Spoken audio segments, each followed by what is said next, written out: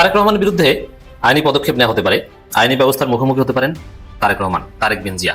এখন তাকে কি তারেক বিন জিয়া বলবো, যেন মুফতি তারেকুর রহমান লন্ডনই বলবো, না বিলেত ফেরত মুফতি বলবো? মানে এটা চিহ্নিত করা মুশকিল আসলে তিনি কি। যাই হোক, মৌলানা তারেকুর রহমানই, মুফতি তারেকুর রহমানই আইনি পদক্ষেপের মুখোমুখি হতে পারেন। তারেকুর রহমানের করুণ পরিস্থিতি দেখে পুরো জাতি অবাক যে এই কোন নেতা, ইন্টার পাস হলেও তো ভালোভাবে পড়াশোনা করলে কিছুটা জানার কথা, কিছু জানা না। বাংলাদেশ আওয়ামী লীগের শাসনামলে মানুষ যে সকল কারণে আওয়ামী লীগের উপর বিরক্ত ছিল, প্রধান একটা কারণ হচ্ছে সংসদ থেকে শুরু করে যে কোনো সমাবেশ থেকে শুরু করে গলির কোনো প্রোগ্রাম, প্রত্যেকটা জায়গায় নেতা কর্মী মন্ত্রী এমপিরা যদি 10 মিনিট বক্তব্য দিতেন, 8 মিনিট গনে গনে থাকতো বিএনপি কি করছে, জামাত কি করছে। আর এই কথাগুলো রিপিটেডলি শুনতে শুনতে মানুষের এক পর্যায়ে বিরক্তি চলে আসছিল এবং আওয়ামী লীগের নেতা কর্মী এমপি মন্ত্রীরা যখনই যা বলতো মানুষ এটাকে ট্রল নিয়ে যাইতো। একটা ভিডিও দেখাচ্ছি, তবে ভিডিও দেখানোর আগে বলি, অতি রঞ্জিত কোনো কিছুই ভালো না, অতি কথন বিপদ ডেকে আনে। একটা ভিডিও দেখুন, তারপর বলছি বাকি কথা।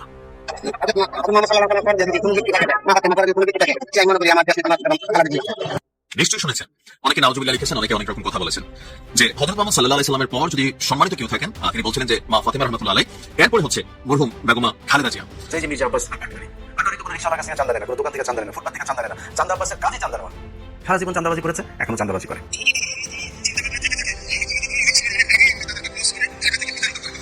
আমরা আরেকটা প্রতিশ্রুতিও দিচ্ছি যে সকল এখানে ব্যক্তিবর্গ তারা অবৈধভাবে বিভিন্ন জায়গায় স্থাপনা নির্মাণ করছে, ফুটপাতে অবৈধভাবে স্থাপনা নির্মাণ করছে, রাস্তায় স্থাপনা নির্মাণ করছে এবং সেখান থেকে চাঁদা তুলছে, এদের ব্যাপারে আমরা জিরো টলারেন্স নীতি গ্রহণ করেছি। কোনো অবৈধ স্থাপনা এবং অবৈধ কর্মকাণ্ড আমাদের দল সেটাকে অনুমোদন করে না। আমরাও তার বিরুদ্ধে একটা জোরালো অবস্থান নিয়েছি এবং আমরা জিরো টলারেন্স নীতি এই ব্যাপারে আমরা অবলম্বন করেছি। অবশেষে সেনাপ্রধান মূলচরে বসেছে, রাজনীতির হিসাব নিকাশ পাল্টে যাচ্ছে। এবার বিএনপি কোন পথে যাবে? দর্শক, বাংলাদেশে আমি যেটা বলি বারবার, নির্বাচন হবে মানে সুষ্ঠু নির্বাচন হবে, জনগণ ভোটাধিকার প্রয়োগ করতে পারবে, এখানে কোনো কারচুপি থাকবে না। আর বিএনপির এখন স্বপ্ন, রাস্তা একটাই যে তারা কারচুপি করবে, এবং কারচুপি হওয়ার জন্য ওই সিসিটিভি ফুটেজে প্রমাণ থাকে, যার ফলে ভোট কেন্দ্রে সিসিটিভি ফুটেজ বসানো হয় আর ওটা বিএনপি ভেঙে ফেলে। কয়েক জায়গায় ভোট কেন্দ্রে সিসিটিভি ক্যামেরা ভেঙে ফেলেছে বিএনপি, কয়টা ভাঙবে? কোনো পার পাবে না। বন্ধুগণ, বেলা শেষ, দিনও শেষ, ওই সূর্য ডুবে গেছে। এ বাংলাদেশে এবার হবে না, আমরা হতে দেব না ইনশাআল্লাহ। আমরা তরুণ যুবকদেরকে জিজ্ঞেস করতে চাই, যাদের বয়স 35 কিংবা তার নিচে, 3টা নির্বাচনে ভোট দিতে পারো নাই, অর্থাৎ সারা জীবনে একটা ভোট দিতে পারো নাই। আগামীতে তোমাদের ভোট নিয়ে কেউ ছিনিমিনি খেলো, কেউ চুরি করো, কেউ তোমাদের ভোট হাইজ্যাক করো, তোমরা কিন্তু ভোট পাস করবে। আমরা তোমাদেরকে কথা দিচ্ছি, তোমাদের ভোটের পাহাড় আদায় করার জন্য আমরা যুবক হয়ে সেদিন তোমাদের সাথে কিভাবে লড়বো ইনশাআল্লাহ। মির্জা ফখরুল ইসলাম ওবায়দুল কাদের তিনি আপনার মাথায় টুপি টুপি দিয়ে বললেন কি, কোরআন সুন্নাহর বিরুদ্ধে কোনো আইন বিএনপি সরকার ক্ষমতায় গেলে হবে না। ও হলো নরেন্দ্র মোদীর পোলা, এই মির্জা ফখরুল নরেন্দ্র মোদীর পোলা এখন কয় যে কোরআন হাদিসের বিরুদ্ধে আইন করা হবে না। এগুলি সব এই তারেক রহমানের কথা, এই গুতায় এগুলো সোজা হয়েছে। বিএনপিকে বলতে চাই, জনতার কাতারে আসুন, না হলে আপনাদের পালিয়ে যেতে হবে দেশ ছেড়ে। আগামীর বাংলাদেশ হবে ইসলামের বাংলাদেশ, আগামীর সংসদ হবে কোরআনের সংসদ, ওখানে আল্লাহ ব্যতীত আমরা আর কোনো প্রভু মেনে নেব না। নির্বাচনের পরপরই কি তারেক জিয়া লন্ডনে ফিরে যাবেন বা লন্ডনে ফিরে যেতে বাধ্য হবেন? দর্শক, তারেক জিয়ার পরিস্থিতি ভালো না। তারেক জিয়ার সব গোমর, সব রহস্য অনিবার্যভাবে ফাঁস হয়ে যাচ্ছে, যার সরল তাৎপর্য হচ্ছে যে বাংলাদেশের মাটি তারেক রহমানকে গ্রহণ করছে না, তাকে অ্যাকসেপ্ট করছে না। দর্শক, তারেক রহমান 17 বছর লন্ডনে ছিলেন, তিনি দেশে আসেন নাই, সবকিছু মানুষ ক্ষমা করে দিত। দিনে দুপুরে প্রকাশ্যে নির্বাচনী আচরণবিধি লঙ্ঘন করছে, জানেন না, আচরণবিধি পড়ে দেখেন নাই, পড়াশোনা করেন না। আসলে বড় লোকের ছেলে, প্রেসিডেন্ট প্রধানমন্ত্রী ছেলে, জীবনে ফাঁকিবাজি করেছেন, পড়াশোনা করেন, বই নিয়ে বসেন নাই, পড়তে বসেন নাই, টেবিলে বসার অভ্যাস নাই। কিতাব নিয়ে বসা, মোতালা করা, স্টাডি করা, গবেষণা করা, এটা যে কতটা কঠিন আমরা জানি। বিশেষ করে যারা পিএইচডি করেছেন, থিসিস করেছেন, তারা জানেন যে এটা কতটা কঠিন, কতটা ধৈর্য থাকতে হয়। এখন প্রেসিডেন্টের ছেলে, প্রাইম মিনিস্টারের ছেলে বই নিয়ে বসেন নাই, বুঝেন না কিছু। এই জন্য বাপ ভালো ছিল, অনেক কষ্ট করে পড়াশোনা করাইতে পারেনি, করছেন সর্বোচ্চ ইন্টার পাস টেনে টুনে। তাই ইন্টার পাস তারেক রহমান নির্বাচনের আচরণবিধি জানে না, আচরণবিধি সম্পর্কে সুস্পষ্ট ধারণা নাই, এবং তাকে জ্ঞান দেওয়ার মতো কেউ নাই। কারণ সবাই তো বলছে, স্যার আপনার চাইতে কে বুঝে, আপনি তো জানেন, আপনাকে জ্ঞান দিব এত বড় সাহস আমাদের আছে, এই জন্য যা ইচ্ছা তা করেন। পদে পদে তারেক জিয়া এখন নির্বাচনে আচরণবিধি লঙ্ঘন করছে, এবং এমন আচরণবিধি লঙ্ঘন করছেন যেটা সিম্পল কমন সেন্সের ব্যাপার। এর মানে জানেন না তারেক রহমান আসলে কিছু জানেন না, তার প্রমাণ হচ্ছে ভূমিকম্প কোথা থেকে কিভাবে হয়েছে বাংলাদেশে ওইটি জানেন না। আপনি একটু চিন্তা করেন যে বাংলাদেশে নরসিংদী থেকে ভূমিকম্পের উৎপত্তি হয়েছে, সে নরসিংদীর মানুষ বিল্ডিং ছেড়ে খোলা আকাশের নিচে বসবাস করেছে, এইটা যে জানে না, সে বাংলাদেশ সম্পর্কে কি জানে? এবং লন্ডনে বসে অনেক কিছু জানতো। এই জন্য আমি বলি যে বনেরা বনে সুন্দর, শিশুরা মাতৃকরণে, আর তারেক রহমান অনলাইনে সুন্দর। অনলাইনে লন্ডনে থাকতেন, সারাদিন ফেসবুক চালাতেন, অনেক কিছু জানতেন। এখন ফেসবুক চালাতে পারেন না, তেমন একটা জানেন না, তো খোঁজ খবর রাখেন না কোথায় কি হয়। তো তারেক রহমান যে জানেন না, মাহমুদুর রহমান যেটা বলেছেন সেটা যে সত্য, তার প্রমাণ হচ্ছে তিনি হর হামেশা আচরণবিধি লঙ্ঘন করছেন বাচ্চাদের মতো, যে জানেন না। তো দর্শক, দোয়া মাহফিলে নির্বাচনী প্রচারণা শুরুর আগেই ফ্যামিলি কার্ড পকেট থেকে একটা ভুয়া ফ্যামিলি কার্ড, যেটা পকেট থেকে বের করেছেন ওটা তো ভুয়া, এতে তো কোনো সন্দেহ, ওটা তো বিএনপি স্বীকার করা, ওটা ভুয়া, মানে স্যাম্পল মানে কি, ওটা তো অরিজিনাল না। তো ভুয়া ফ্যামিলি কার্ড দেখান এবং সেই প্রতিশ্রুতি দেন, এটা দোয়া মাহফিলে করতে পারেন না, তখন প্রচারণা শুরু হয়নি। ওই একবার করেছেন, এটা তারেক রহমান স্যার অন্য কেউ হলে তাকে আইনের আওতায় আনা হতো, এখনো করছেন। দেখেন গভীর রাতে, রাত 2টা 3টে 4টার সময় নাকি নির্বাচনী প্রচারণা চালান, বক্তব্য দেন, মাইক বাজিয়ে বক্তব্য দেন, এবং এটা আবার গর্বের সাথে বলে যে রাত 4টার সময় লোকে লোকারণ্য। আরে আপনার মাথা ঠিক আছে? রাত 4টার সময় আপনি নির্বাচনী প্রচারণা চালাবেন কেন? অধিকার আপনাকে কে দিয়েছে? ঘুম নাই? গাঞ্জা খেয়ে সজাগ থাকেন না ইয়াবা খেয়ে সজাগ থাকেন? রাত 4টার সময় নির্বাচনী প্রচারণা কেন? আপনি নির্বাচনী প্রচারণা চালাচ্ছেন, আপনার আশেপাশে ইয়াবাখোর গাঞ্জাখোর থাকতে পারে যাদের ঘুমায় না, কিন্তু সাধারণ মানুষকে আপনি ডিস্টার্ব করছেন কেন? এই বিষয়ে আইন আছে তো, আপনি তো রাত 8টার পরে মাইক বাজাতে পারবেন না, আপনি কেন বাজাচ্ছেন? আপনি গভীর রাতে কেন করছেন? তো এখন তারেক রহমানের বিরুদ্ধে ব্যবস্থা নেওয়ার মুরদ এই নির্বাচন কমিশনের আছে কিনা সন্দেহ আছে, কিন্তু এনসিপি কিন্তু নজরে বসেছে। এনসিপি বলছে তারেক রহমান নির্বাচনী আচরণবিধি লঙ্ঘন করেছেন, আসিফ মাহমুদ সজীব ভুইয়া। তারেক রহমান নির্বাচনী আচরণবিধি লঙ্ঘন করেছেন, অবশ্যই ব্যবস্থা নিতে হবে। যদি আইনের যথাযথ প্রয়োগ হয়, তারেক রহমানের বিরুদ্ধে আইনি পদক্ষেপ নেওয়া হবে, আমরা বিশ্বাস করি, আমরা দেখতে চাই। বিএনপি চেয়ারম্যান তারেক রহমান নির্বাচনী আচরণবিধি লঙ্ঘন করেছেন। মাইক ব্যবহারের সময়সীমা রাত 8টা পর্যন্ত থাকলেও সেখানে মাইক ব্যবহার করে মধ্যরাতে তিনি প্রচারণা চালিয়েছেন বলে অভিযোগ করেন এনসিপি মুখপাত্র আসিফ মাহমুদ সজীব। এবং কয়টা মাইক ব্যবহার করা যাবে, কতটুকু দূরত্বে, এগুলোর সীমারেখা আছে, এইসব নিয়ম কারণ মানছে না।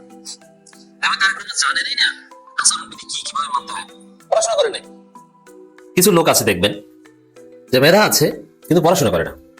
যদি পড়তে বলেন, আমি একটা মজার কথা বলি, আমরা একটা গ্রুপ স্টাডি করতাম ঢাকার কাটাবনে, সেখানে কোরআন ক্লাস, বেসিক্যালি অনেক বিখ্যাত লোকজন, ঢাকা বিশ্ববিদ্যালয়ের সাবেক অবসরপ্রাপ্ত প্রফেসর, এই টাইপের কিছু লোকজন, বিভিন্ন শ্রেণী পেশার মানুষ সেখানে আসতো।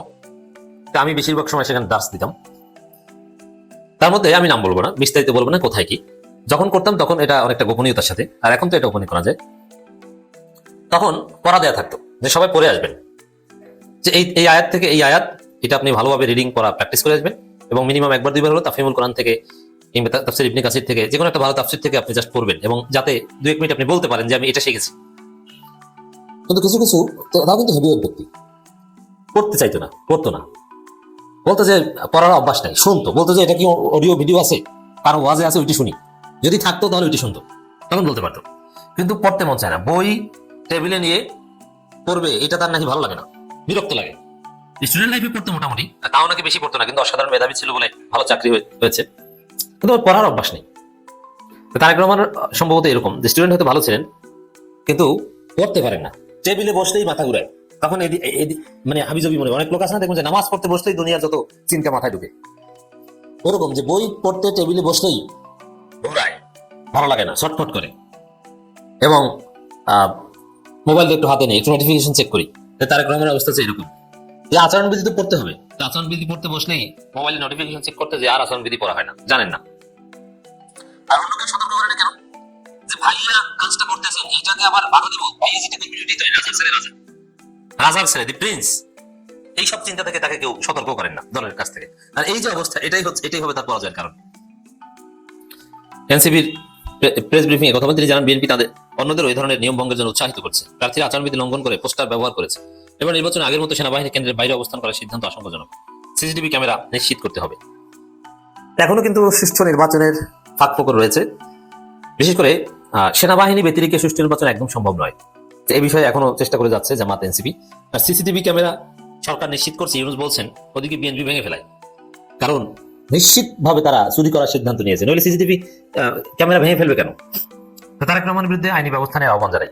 আমার কাছে মনে হচ্ছে আওয়ামী লীগের পতনের পর বর্তমানে যে নির্বাচনমুখী প্রচারণা, সেখানে আমরা গত 2 দিন যাবত যে ধরনের পক্ষে বিপক্ষে পাল্টা, মানে এর বিপরীতে আবার পাল্টা যে বক্তব্যগুলো শুনছি, এগুলা কি আসলেই নির্বাচন সংক্রান্ত বক্তব্য হওয়া উচিত? আমার কাছে মনে হয়, আমি ক্ষুদ্র মানুষ, যে আমি ক্ষমতায় গেলে কি করব, আমার দল কি করবে, কিভাবে পলিসি হবে, কিভাবে জনগণের জন্য সুযোগ সুবিধা তৈরি হবে, ওই দিকে মনোযোগ দিয়ে কথা বলা।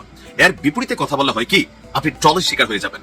এর বিপরীতে কথা বলা হয় কি, যে মানুষের মধ্যে আপনাকে দিয়ে একটা নেগেটিভিটি হবে। তো এখন গত 2 দিনে সারা বাংলাদেশে আমরা যা দেখছি, দলগুলোর সর্বোচ্চ নেতা থেকে কর্মীদের মধ্যে দুই দলের প্রতি আসলে একটা হতাশামূলক অবস্থান কিন্তু মানুষের তৈরি হচ্ছে, কারণ পাল্টাপাল্টি কথাগুলো। যেমন বিএনপির খুবই সুন্দর একটা আয়োজন হচ্ছে ফ্যামিলি কার্ড।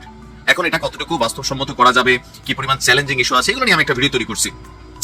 কিন্তু বিএনপির ফ্যামিলি কার্ড ভুয়া, এই বক্তব্য যখন জামাত ইসলামের এত বড় সর্বোচ্চ একজন নেতা যিনি নায়েবে আমির ডাক্তার সৈয়দ আব্দুল্লাহ মোহাম্মদ তাহের ভাইয়ের কাছ থেকে আসে, তখন বক্তব্যটা আশাজনক না হতাশাজনক। আবার জনাব তারেক রহমানও আপনার গতকালকে যেটা নিয়ে তিনি একটা বক্তব্য দিয়েছেন যে ভূমিকম্পের মাধ্যমে অবশ্যই আল্লাহ একটা জাতিকে সতর্ক করে, কিন্তু তিনি বিষয়টা যখন জামাতকে কানেক্ট করছেন সেখানে কিন্তু তিনি ট্রলের শিকার হয়েছেন, তাই না? গতকালকে কিন্তু আমরা এই জিনিসগুলো দেখছি। জামাত তাদের পলিসি গ্রহণ করবে, বিএনপি তাদের পলিসি গ্রহণ করবে, মানুষের কাছে যার পলিসি ভালো লাগে তাকে ভোট দেবে। এনসিপি নতুন গজাইনা লোক, দলের মধ্যে অর্ধেকই আছে যারা বিভিন্ন ভাবে এই 17 মাসে কোটি কোটি না শত কোটির মালিক হয়েছে, তারাও বলে যে চাঁদাবাজদের আন্না, এবার চাঁদাবাজদের ভারতপন্থীদের রুখে দিতে হবে। তাহের ভাই যখন বলেন ভারতের কাছে তারেক জিয়া দস্তখত দিয়ে আসছেন, সুতরাং ভারতের সাথে যে আগেই দস্তখত দিয়ে আসছে তার হাতে বাংলাদেশ নিরাপদ না। আবার বিএনপির পক্ষ থেকে যখন বলা হয় যে আমরাই একমাত্র বাংলাদেশের পক্ষের শক্তি, এই পাল্টাপাল্টি বক্তব্যে দলীয় সমর্থক ছাড়া বাকি যারা আছে, দলীয় সব সমর্থক না, বাকি যারা আছে তাদের মধ্যে একটা ভাইব্রেশন ক্রিয়েট করে যে আসলে এই বক্তব্যগুলো কতটুকু সঠিক। দেখেন আমার এই বক্তব্য আমি 2 দল থেকে গালি খেতে পারি, এনসিপি থেকে খাইতে পারি, আসলে কি এগুলো নির্বাচনমুখী বক্তব্য? এখন বিএনপির ফ্যামিলি কার্ড যে ভুয়া, আমাদের তাহের ভাই যে কথাটা বললেন যে যারা কার্ড নিয়ে যাবে তাদের আটকাবেন, অনেকে এখন কার্ডের একটা স্যাম্পল দেখাচ্ছে, তো এই স্যাম্পল নিয়ে যারা যাবে বিএনপি নেতা কর্মী তাদেরকে আটকাবে। তো যারা আটকাবেন তারা কি মাইর খাবেন না? খাবে তো। এমনকি তিনি বলছেন যে চিফ ইলেকশন কমিশনার বলেছেন এটা বেআইনি, এগুলো নির্বাচনের আচরণ বিধি লঙ্ঘন। তারপরে একটি দল, অর্থাৎ নাম নেয় নাই, যে ভাবি বলছিলেন যে বিশেষ দল ভারতের সাথে আপোষ করে আবার দেশ শাসনের জন্য বাংলাদেশকে ভারতের কাছে বিক্রি করে দিতে চায়। এই বক্তব্য আওয়ামী লীগ ক্ষমতায় থাকতে প্রতিনিয়ত শুনতাম, শেখ হাসিনা বাংলাদেশ বেচে দিছে, শেখ হাসিনা ভারতের কাছে এটা দিয়ে দিছে। তো ডক্টর ইউনূস সরকার আইসা গত 17 মাসে শেখ হাসিনার দেওয়া জিনিস থেকে কি উদ্ধার করছে? এটা ছিল তৎকালীন প্রেক্ষাপটেও জামাতের একটা ন্যারেটিভ, যেটাতে বিএনপিও সাপোর্ট করতো যে শেখ হাসিনা বাংলাদেশ বেচে দিতেছে। এখন দেখেন একই বক্তব্য আবার তারেক জিয়া বা বিএনপির বিরুদ্ধে, যে তিনি দস্তখত করে দিয়ে আসছেন বাংলাদেশ বিক্রি করে দিবেন। এখন এই যে বক্তব্যগুলা, এগুলোর প্রতি মানুষের পজিটিভ ফিডব্যাক হয়? তাহের ভাই যথেষ্ট সম্মানিত মানুষ, বিএনপির অনেক বড় বড় নেতারা আছেন সম্মানিত, মানুষের পজিটিভ একটা থট আপনাদের কাছে চায়। এখন আপনারা যখন এই ধরনের কথাবার্তা বলেন বা আমরা যখন আপনাদেরকে ক্রিটিক হিসাবে সমালোচনা করি, হয়তো অনেকের গায়ে লাগবে, কিন্তু একটু আপনি বোঝেন নির্বাচনের এই মুহূর্তে এই ধরনের বক্তব্য পাল্টাপাল্টি, এক দলকে আরেক দল ছোট করার যে প্রবণতা, এক দলকে আরেক দলের খাটো করার যে প্রবণতা, এটা তো আপনি বক্তব্য দিয়ে করাইতে পারবেন না। এটা কি সম্ভব না। শেখ হাসিনা ফেসিস্ট স্বৈরাচার, কিন্তু এই দেশে এখনো আওয়ামী লীগের যারা সমর্থক তাদেরকে আপনি কোনোভাবেই বুঝাইতে পারবেন না, যারা পাগলা সমর্থক তারা মনে করতেছে শেখ হাসিনা যা করছে তাই রাইট।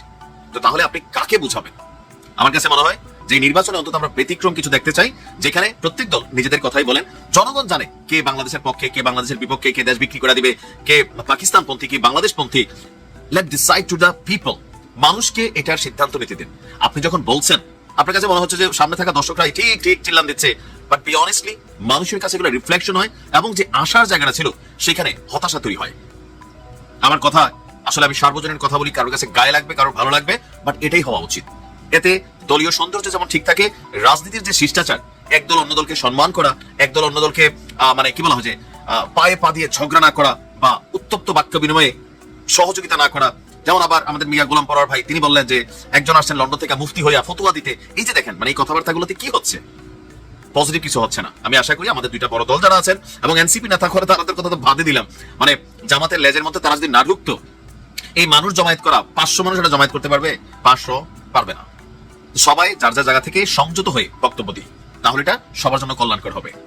আপনি ভালো কথা বলেন, আরেকজন খারাপ বলে, মানুষ বিচার করবে যে কে কাকে নিয়ে খারাপ কথা বলছে, কে খারাপ কে ভালো। ভালো থাকুন, আসসালামু আলাইকুম। এবং বিএনপি ক্ষমতায় আসলে দুর্নীতির কারণে নিজেরা নিজেদেরকে ধ্বংস করে ফেলবে। তো আমি একটু খুব সংক্ষেপে আর কি পুরো ঘটনাটা একটু পুঙ্খানুপুঙ্খ রূপে তুলে ধরবো। তার আগে বলি যে আজকে নবনিযুক্ত মার্কিন রাষ্ট্রদূত বেন ক্রিস্টেনসেন তিনি দেখা করেছেন ডক্টর সঙ্গে, এবং তিনি ইউনূসকে বলেছেন যে আমেরিকা সব দলকেই সমান চোখে দেখে, কিন্তু যদিও এটা যে তারা সমান চোখে দেখে না, এটা গতকালকে ফাঁসকৃত অডিওতেই প্রকাশ পেয়েছে। যদি শুরু থেকে শুরু করি, সেটা হচ্ছে যে মার্কিন যুক্তরাষ্ট্র সাধারণত তাদের দূতাবাসে বিভিন্ন সেমিনার সভার আয়োজন করে। তো 1 ডিসেম্বর, গত বছরের 1 ডিসেম্বর সেরকম একটা সবাই কয়েকজন নারী সাংবাদিককে দাওয়াত দেওয়া হয়েছিল, এবং এরা রিপোর্টার পর্যায়ের। এদের একজন আছে টকশো উপস্থাপক, নাম হচ্ছে নামের প্রথম অক্ষর হচ্ছে কয়েকার কা। তো উনি করেছেন কি, গোপনে মোবাইল ফোন নিয়ে গিয়েছেন কোন একটা জায়গায়, শরীরের মোবাইল ফোনটা অন করা ছিল রেকর্ড অবস্থায়। তো তখন ওই মার্কিন কূটনীতিক তিনি যা বলেছেন তার সবকিছু এই মহিলা সাংবাদিক রেকর্ড করে নিয়েছেন। এবং বলাই বাহুল্য যে ওই মহিলা সাংবাদিক বিএনপি ঘরানার, এবং ওনার স্বামী কোন একটা জায়গা থেকে বিএনপির মনোনয়নের চেষ্টা করেছিল, কিন্তু ব্যর্থ হয়েছে। বাট এখনো আশা আছে বিএনপি ক্ষমতায় গেলে হয়তো এমপি না হতে পারলেও কোনো একটা পদে হয়তো বা তাকে দিতে পারে। মার্কিন কূটনীতিক তিনি ডক্টর ইউনূসের ভূয়সী প্রশংসা করেছেন, তার যে অর্থনৈতিক উন্নয়ন এবং তার যে চিন্তা ভাবনা, এবং তিনি যেভাবে পলিটিক্যাল পার্টিকে হ্যান্ডেল করেছেন, এবং তিনি যেভাবে রেফারেন্ডাম, সংস্কার, গণভোট মানে এগুলো তিনি যে করতেছেন, যে সরকারের উদ্যোগী হচ্ছেন। এবং সবচেয়ে বড় কথা যে যেখানে জাতিসংঘ বলতেছে যে শেখ হাসিনার বিচারে আসলে ত্রুটি আছে, কারণ শেখ হাসিনা এখানে নাই, তার অনুপস্থিতিতে বিচার করা যায় না, দ্বিতীয়ত মৃত্যুদণ্ডের বিধান নেই, সেখানে কিন্তু এই মার্কিন কূটনীতিক ভূয়সী প্রশংসা করতেছেন। তিনি বলতেছেন যে ইউনূস যা করেছেন তার ম্যান্ডেটে ছিল, এবং তিনি ক্ষমতা থাকা অবস্থায় একটা রায় দেখে যেতে পেরেছেন, শেখ হাসিনা মৃত্যুদণ্ডের রায়। এবং ডক্টর ইউনূস লন্ডনে গিয়ে তারেক রহমানকে ম্যানেজ করেছেন, কথা বলেছেন, এটাও প্রশংসা করা হয়েছে। তার মানে ডক্টর ইউনূসের লন্ডনে যাওয়াতেও কিন্তু আমেরিকার সাই ছিল, কথা বলেছেন। এবং তিনি বলেছেন যে বিএনপি জামাত কেউই কিন্তু সংস্কার টেবিল থেকে চলে যায়, সবাই কিন্তু মনোযোগ দিয়ে শুনেছে, তো এটা তিনি প্রশংসা করেছেন। এবং যেটা সবচেয়ে আপত্তিকর যে জামাত ইসলামের লোকেরা শিক্ষিত, তারা ইউনিভার্সিটিতে জিতেছে, তারা ক্ষমতায় কখনোই শরিয়া আইন পাশ করবে না, তারা কথা দিয়েছে, এবং তারা স্টুপিড না, তারা সব বোঝে। তোমরাও তোমাদের অনুষ্ঠান তাদেরকে দাওয়াত দিতে পারো, তারপরে তাদের সঙ্গে কথা বলতে পারো। এবং বাংলাদেশের মানুষ ইসলামের দিকে ঝুঁকতেছে, বাংলাদেশের মানুষ ইসলামিস্ট হয়ে যাচ্ছে। সুতরাং এবার জামাত ইসলাম ইতিহাসের সর্বোচ্চ ভালো রেজাল্ট করবে। তারপরে যদি জামাত ক্ষমতায় না আসে এবং যদি মানুষের ইসলাম পন্থা থেকে ঢোকা বন্ধ হয়, বিএনপি ক্ষমতায় আসলে বিএনপি এমন দুর্নীতি জড়িয়ে পড়বে যে তারা নিজেরা নিজেদের ধ্বংস করে ফেলবে। আর যদি জামাত শরিয়া আইন করে ক্ষমতায় আসে, তাহলে মার্কিন যুক্তরাষ্ট্র 100% ট্যাক্স বসাবে, গার্মেন্টস শিল্প ধ্বংস হয়ে যাবে ইত্যাদি। এবং ও আপনার কথা বলেছিল যে ইউনূসের কারণেই প্রবাসীরা এখন হুন্ডিতে টাকা পাঠায় না, প্রপার ব্যাংকিং চ্যানেলে পাঠায়। আর জামাত ইসলাম শরিয়া চালু করলে 100% ট্যারিফ। এখানে কথা আছে, বলতে যেই কূটনীতিক এটা বলেছেন তিনি অবশ্যই কোনো বড় ধরনের কূটনীতিক না, তিনি একজন কাউন্সিলর পর্যায়ে। এখন একটা দেশের উপর একটা দেশ যদি ট্যারিফ বসায়, তাহলে এটা তো আপনার বাণিজ্য মন্ত্রণালয়ের ব্যাপার, একজন কূটনীতিক তো বলতে পারে না যে ট্যারিফ বসাবে, তাই না? তো এটা আবার ওই কয়েকার নামের মহিলা সুন্দর রেকর্ড করেছেন। রেকর্ড করে যেহেতু তিনি বিএনপি ঘরানা, তিনি এসে যোগাযোগ করলেন আবার দুইজন পুরুষ সাংবাদিকের সঙ্গে। একজনের নাম হচ্ছে জরসুকাজ্জু, আরেকজনের নাম হচ্ছে মরসুকা মু। তো এই দুজনকে বললো, ভাই দেখেন কি কথা বলেছে মার্কিন কূটনীতিক। তো এই দুজন চিন্তা করলো যে যদি বড় কোনো মিডিয়ায় এই রিপোর্টটা দেওয়া যায় তাহলে খুব ভালো হয়। তখন তারা যোগাযোগ করলো ওয়াশিংটন পোস্টের ভারতের প্রতিনিধি প্রাণশু ভার্মার সঙ্গে, যে ভার্মাদা আইসি ঘটনা একটা। তো তিনি আবার এই অডিওটা পাঠিয়েছেন ওয়াশিংটন পোস্টের হেড অফিসে। তো তারা তাদের ভিডিওটাকে উল্টে দিয়ে পাঠাপাঠি দেখেছে এবং বুঝেছে যে এই অডিওটা সলিড, এটা কোনো এআই দ্বারা তৈরি না। এবং যদিও অডিওতে ভারত বিষয়ে কোনো কথা বলাই হয়নি, কিন্তু ওই ভারতীয় সাংবাদিক প্রাণশু ভার্মা তিনি আবার এখানে মাইকেল কুগেলম্যানকে দিয়ে আবার ভারতের কথা বলেছেন যে হ্যাঁ, আমেরিকা যদি চায় বাংলাদেশে জামাত ইসলাম ক্ষমতায় আসুক, তাহলে কিন্তু ভারত এটা মেনে নেবে না। এবং ভারতের সঙ্গে আমেরিকার সম্পর্ক এখন সর্বোচ্চ তলানিতে, বাণিজ্য চুক্তি হয়নি, দুই দেশের উপর পাল্টা শুল্ক আরোপ করেছে, এবং পাকিস্তানের সঙ্গে আমেরিকার সবচেয়ে ভালো সম্পর্ক। এমন অবস্থায় জামাত ইসলামের উপর আমেরিকার সমর্থন ভারতকে আরো রাগান্বিত করবে, এবং ভারত আমেরিকার সম্পর্ক আরো খারাপ হবে। তো এই হচ্ছে গিয়ে মোটামুটি অডিওটা ফাঁসের যে পুরো তথ্য, এগুলো হচ্ছে ঘটনা।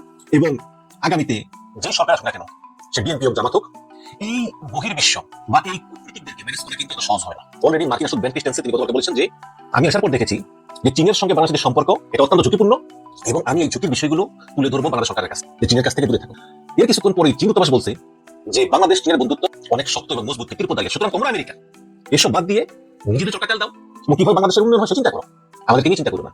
কাজেই মানে এরকম সাচা সোলা কথা মুখের উপর মুখে আগে শোনা যায়নি। কাজেই আমার মনে হয় যে ওই মার্কিন কূটনীতিকরাও আসলে ডোনাল্ড ট্রাম্প হয়ে গেছে, মানে মুখের উপর সব বলে দেয়।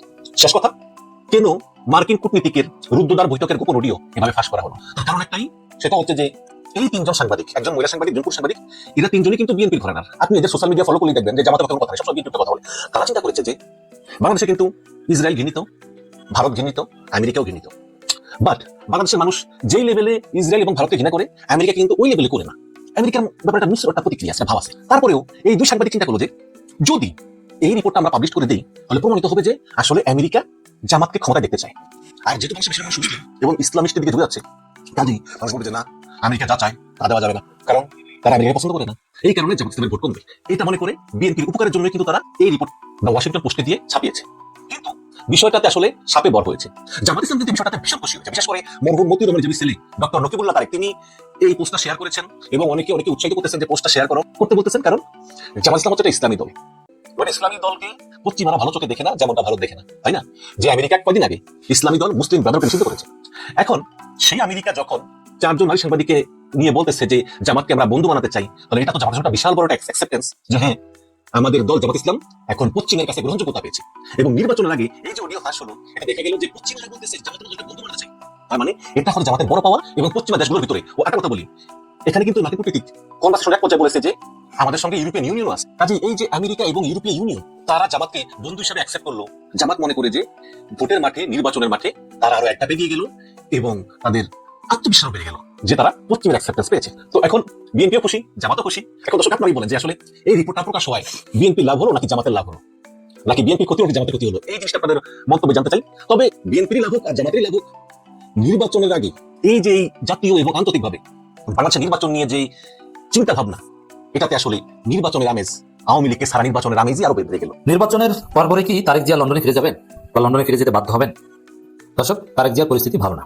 তারেক জিয়ার সব গোমর, সব রহস্য অনিবার্যভাবে ফাঁস হয়ে যাচ্ছে, যার সরল তাৎপর্য হচ্ছে যে বাংলাদেশের মাটি তারেক রহমানকে গ্রহণ করছে না, তাকে অ্যাকসেপ্ট করছে না। দর্শক, তারেক রহমান 17 বছর লন্ডনে ছিলেন, তিনি দেশে আসেন নাই। সবকিছু মানুষ ক্ষমা করে দিত বা তাকে গ্রহণ করতো যদি 5 আগস্টের কয়েকদিনের পরেই তিনি দেশে চলে আসতেন, কিন্তু না, সেখানে তিনি 1.5 বছর সময় নিয়েছেন। যার ফলে এখন বাংলাদেশ তারেক রহমানকে গ্রহণ করতে চাইছে না।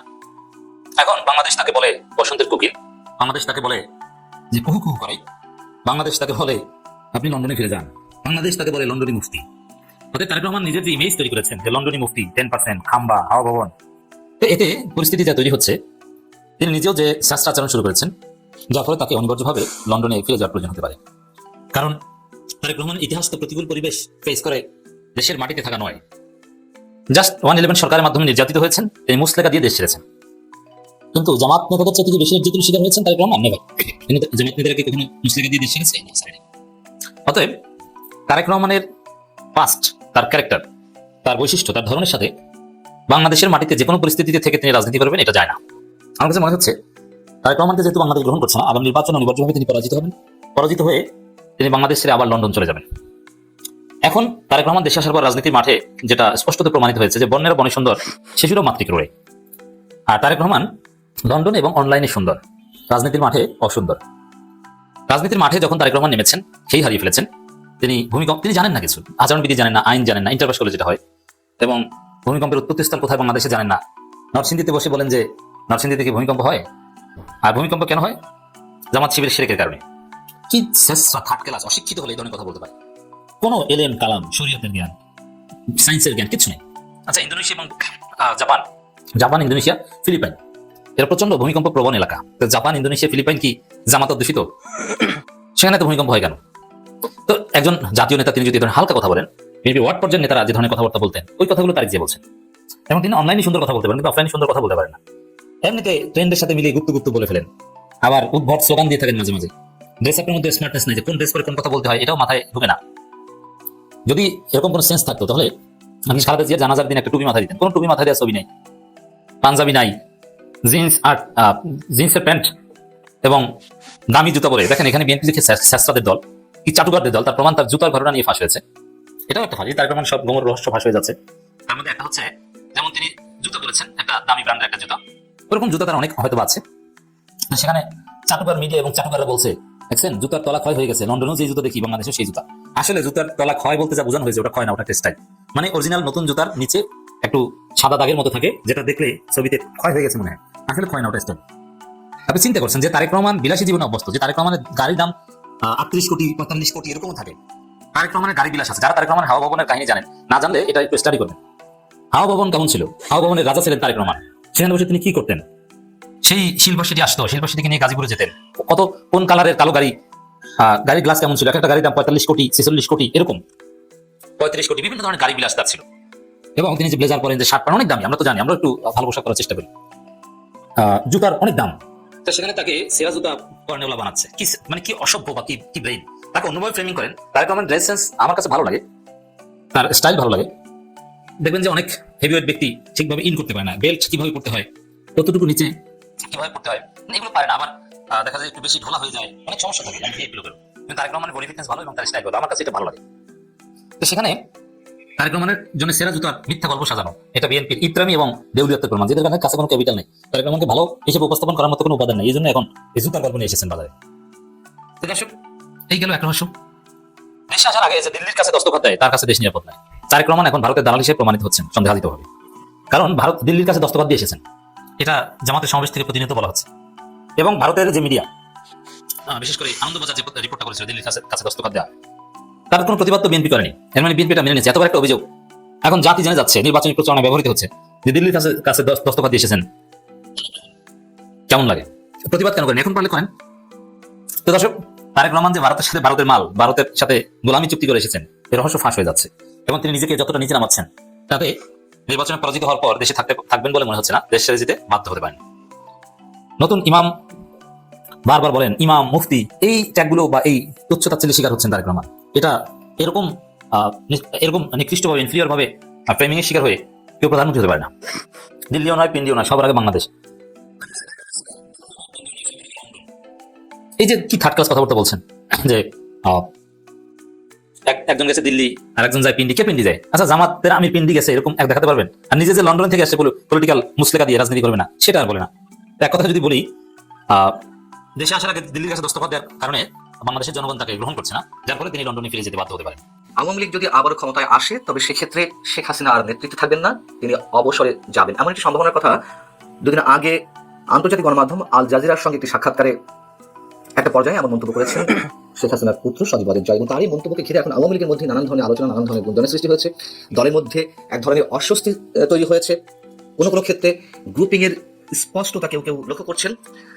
এবং একই সঙ্গে প্রশ্ন উঠেছে, এই যে শেখ হাসিনার অবসরে যাওয়ার একটা আনুষ্ঠানিক কিংবা অনানুষ্ঠানিক ঘোষণা সজীব ওয়াজেদ জয়ের মুখ থেকে, তিনি হয়তো শীঘ্রই অবসরে যাবেন, কেন তিনি এই মন্তব্য করলেন? বিষয়টিকে নিয়ে দলের মধ্যে কোনো আলোচনা হয়েছে, নাকি পারিবারিকভাবেই শেখ হাসিনা এমন সিদ্ধান্তের কথা তার সন্তানকে জানিয়ে দিয়েছেন, অথবা সজীব ওয়াজেদ জয় নিজ থেকেই এই মন্তব্য করেছেন? এমন নানা প্রশ্ন উঠতে শুরু করেছে। এবং একটু বলে রাখি যে এটা তো সত্য, এই ভারত সাবকন্টিনেন্টে যে রাষ্ট্রগুলো রয়েছে, অধিকাংশ রাজনৈতিক দল পরিবার নির্ভর। আমরা যদি বাংলাদেশের কথাই ধরি, বিএনপির কথাই যদি ধরি, খালেদা জিয়ার বয়স হয়েছিল 80 বছর। তিনি দীর্ঘদিন মারাত্মক অসুস্থ অবস্থায় ছিলেন, তারপরেও তার নামেই দল চলছিল, যদিও দলের সব ধরনের কর্মকাণ্ড সেই লন্ডন থেকে পরিচালনা করছিলেন তার সন্তান তারেক রহমান। তাহলে শেখ হাসিনা কেন এত দ্রুত দল থেকে সরে যেতে চান, অবসরে যেতে চান? যদিও তিনিও হয়তো কথা কখনো কখনো বলেছেন যে আপনারা চাইলে আমি দল থেকে সরে দাঁড়াবো। যাও, জয় কি বলেছিলেন আল জাজিরাকে একটু মনে করিয়ে দিই। আল জাজিরার সাংবাদিক শ্রীনিবাসন জৈনর প্রশ্ন ছিল, আপনার মা রাজনীতি থেকে অবসর নেওয়ার কথা ভাবছেন, এখন যদি তিনি কখনো বাংলাদেশে ফিরে যান, তিনি কি আর রাজনীতিতে থাকবেন না? সজীব ওয়াজেদ জয় বলছিলেন, না, তার বয়স 78 বছর, এমনিতেই এটা তার শেষ মেয়াদ হতো যদি ক্ষমতা থাকতো আর কি। তিনি অবসর নিতে চাচ্ছেন। সজীব ওয়াজেদ জয়ের এমন মন্তব্যের পর আল জাজিরার পক্ষ থেকে সাংবাদিক শ্রীনিবাসন জৈন পাল্টা প্রশ্ন করেন, তাহলে এটাকে কি হাসিনা যুগের সমাপ্তি বলা যায়? সজীব ওয়াজেদ জয় উত্তরে বলেন, সম্ভবত তাই। এবং তারই মন্তব্যকে কেন্দ্র করে অনেকেই মোটামুটি এটি খুঁজে নেওয়ার চেষ্টা করছেন, সজীব ওয়াজেদ জয় সম্ভবত আওয়ামী লীগের নেতৃত্বে আসছেন, এবং সেটি নিয়েই দলের মধ্যে নানান ধরনের প্রতিক্রিয়া। আমরা একটু পিছনে ফিরে তাকাই, জয় কি বলেছিলেন আর শেখ হাসিনা কি বলেছিলেন এর আগে। গত অক্টোবরে 2025 29 অক্টোবর আন্তর্জাতিক বার্তা সংস্থা রয়টার্সকে যে একটা সাক্ষাৎকারে শেখ হাসিনা বলছিলেন, রাজনৈতিক অস্থিরতা সত্ত্বেও আওয়ামী লীগ দেশের ভবিষ্যৎ ভূমিকা পালনে ফিরে আসবে, সেটা সরকার হোক আর বিরোধী দলে হোক, এবং তার পরিবারের নেতৃত্ব দেওয়ার প্রয়োজন নেই। এটা আসলে আমার বা আমার পরিবারের ব্যাপার না, বাংলাদেশের জন্য আমরা সবাই যা চাই সেখানে সাংবিধানিক শাসন, রাজনৈতিক স্থিতিশীলতা তৃপ্ত হবে। কোনো ব্যক্তি বা পরিবার আমাদের দেশের ভবিষ্যৎ নির্ধারণ করতে পারে না। এবং আওয়ামী লীগের ক্ষমতা যেতে পারে, এটাই ছিল শেখ হাসিনার প্রথম কোনো গণমাধ্যমকে দেওয়া সাক্ষাৎকার। সজীব ওয়াজেদ জয় তারও আগে কি বলছিলেন, আওয়ামী লীগের ক্ষমতাচ্যুতির পরপরই সেই আন্তর্জাতিক বার্তা সংস্থা রয়টার্সকে দেওয়া একটা সাক্ষাৎকারে তিনি বলছিলেন তার নেতৃত্ব আসার ব্যাপারে। তিনি বলছিলেন যে দল চাইলে তিনি নেতৃত্ব দেওয়ার বিষয়টি বিবেচনা করতে পারেন।